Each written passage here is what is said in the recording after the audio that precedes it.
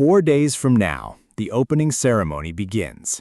And this morning, while most football coverage is focused on the last warm-up results and the injury trackers and the group stage predictions, the biggest warning sign of this entire build-up landed quietly in a report that deserves far more attention than it has received.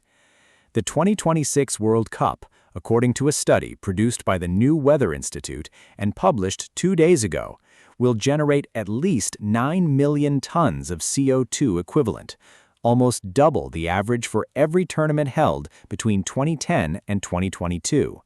In broader scenarios, accounting for fan travel at fuller capacity and the full logistics chain of a 48-team, 16-city, 3-country operation, that figure could rise to 15 million tons. To put that in context, 15 million tons is roughly the annual carbon footprint of a small country, and it would make the 2026 World Cup one of the most polluting sporting events in human history. The report's authors describe FIFA as having a climate blind spot, a clear and documented gap between the organization's public sustainability commitments and the actual consequences of its structural decisions. Expanding to 48 teams, choosing host cities spread across a continent, basing the entire commercial model on air travel as the primary means of getting players, staff, media, and fans where they need to be. Each of those decisions was made for sporting or commercial reasons. Each of them contributes, cumulatively, to a carbon footprint that FIFA's sustainability strategy appears to have never adequately modeled. FIFA insists the 2026 World Cup will be accompanied by a sustainability strategy focused on reducing environmental impacts and leaving a positive legacy in host cities. That phrase, positive legacy, has been applied to almost every aspect of this tournament's promise: economic legacy, cultural legacy, sporting legacy, now environmental legacy. And in each category, the gap between what the legacy was supposed to look like and what the evidence shows it will actually look like is significant enough that the word legacy has started to feel hollow. This is the warning sign that sits differently from all the others. The hotel occupancy shortfall is a commercial problem. The Attorney General's subpoenas are a legal problem. The fan access failures are a social problem. The financial shortfall in host cities is a governance problem. All of those things matter, and we've documented them thoroughly over the past several months. But the climate story is different in kind, because its consequences aren't felt by FIFA or by the host cities or by the fans who paid too much for their tickets. They're felt by everyone, and they arrive on a timeline that no tournament commercial cycle or legal investigation will address.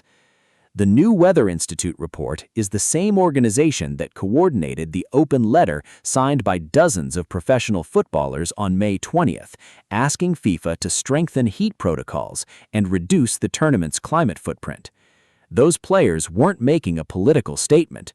They were responding to the physical reality of playing football in conditions that sports scientists and public health experts have been documenting as dangerous. The heat that produced mandatory hydration breaks in every match, the wet bulb globe temperatures at some U.S. venues that Queen's University Belfast confirmed were higher than Qatar's summer readings, the weather delays during last summer's Club World Cup dress rehearsal. The climate story and the heat story are the same story. One affects the players during the 90 minutes, the other affects everyone else for decades after. And FIFA's response to both, sustainability pledges, hydration breaks, a water bottle policy that was reversed within a week of being announced, is a response calibrated for the immediate tournament window, not for the longer arc that both problems inhabit. Now let's layer in what's happened in the last 24 hours, because today's news adds 3 fresh dimensions to the warning sign picture. This morning, food service workers at SoFi Stadium voted to authorize a strike. That is the formal step before an actual work stoppage, the union ballot that gives leaders the mandate to call one. Unite Here Local 11, representing cooks, dishwashers, concession workers, and bartenders at SoFi, voted to authorize after negotiations with stadium operator Legends Global failed to produce a new contract. No strike date has been announced, but the authorization vote has been taken, 4 days before SoFi hosts the U.S. opener against Paraguay on June 12th. The union's position has not changed since we reported on this dispute 2 weeks ago. They want job protection during the tournament, affordable housing support in a city where hospitality workers cannot afford to live close to the stadium they serve, and a formal declaration that immigration enforcement agencies will have no presence at World Cup matches in Los Angeles. The vote to authorize a strike is not a strike, but it is the last formal step before one. And it means that as of this morning, the possibility of the USMNT's home opener being staffed by emergency personnel in a stadium where 2,000 workers have voted to withhold their labor is a documented, active risk that FIFA has still not publicly commented on. The second development, FIFA reversed its water bottle ban, partially, after announcing last week that fans could not bring outside drinks into World Cup stadiums. The organization confirmed on Friday that sealed, disposable water bottles will be permitted at venues in the United States and Canada. Reusable plastic bottles remain prohibited. Mexico venues are still working through a similar policy, according to sources familiar with the discussions. The initial ban was extraordinary in its timing, a tournament with mandatory hydration breaks introduced specifically because of documented heat risks at several venues, a tournament where the public health warnings about stadium temperatures have been explicit and serious, and a policy announced in the same week telling fans they couldn't bring their own water in. The reversal was sensible. The fact that the original policy needed reversing 4 days from opening is one more entry in the log of decisions that required correction under pressure. The third, Rafael Leão, Portugal's left winger and one of the most exciting attacking players in this tournament, received a red card in a warm-up match against a club side in Lisbon. Yahoo Sports reported that suspensions from exhibition matches do not carry over to official FIFA World Cup matches, meaning Leão remains eligible when Portugal opens its Group K campaign against Congo on June 17th. The bigger question, as the report noted, is whether coach Roberto Martinez punishes him internally, given that Leão already has a complicated club situation and cannot afford additional drama heading into the most important tournament of his career. That story will sort itself out before June 17th, but it sits alongside Neymar's Grade 2 calf injury, still not confirmed fit, alongside De Ligt's back surgery keeping him out of the Netherlands squad, alongside the injury list for this tournament that is, by several measures, the longest of any World Cup in living memory. The calendar that generated all of those injuries, the expanded Club World Cup last summer, the Nations League cycle, the qualifying program, the relentless club football that preceded it all, is the same calendar the FIFPro European League's complaint to the European Commission is challenging as inherently abusive.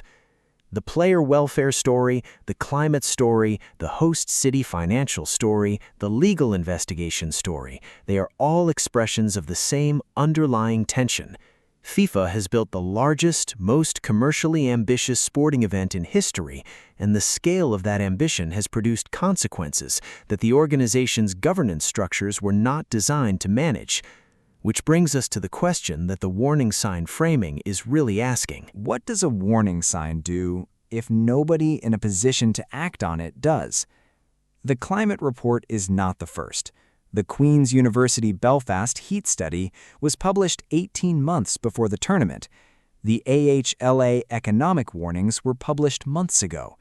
The attorneys general issued their subpoenas.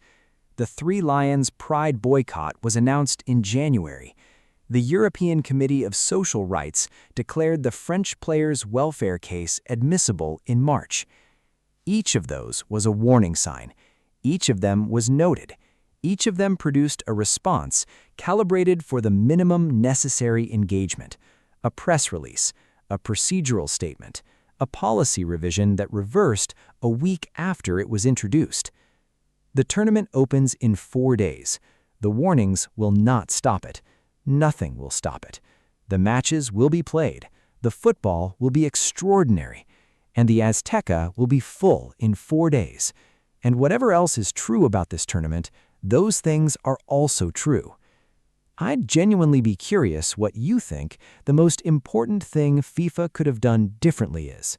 Not a small tweak, the one structural decision, the pricing model, the calendar expansion, the climate planning, the host city deal, that you think will define how this organization is judged when the full story is written. Leave it in the comments. That's a conversation worth having before the football takes over. If you found this worth your time, a like helps this channel reach more people. Subscribe if you want to follow the tournament properly, every angle, every day, all the way to July 19th. I read everything you leave below. 4 days. The warnings have been issued. Now we find out what the football says.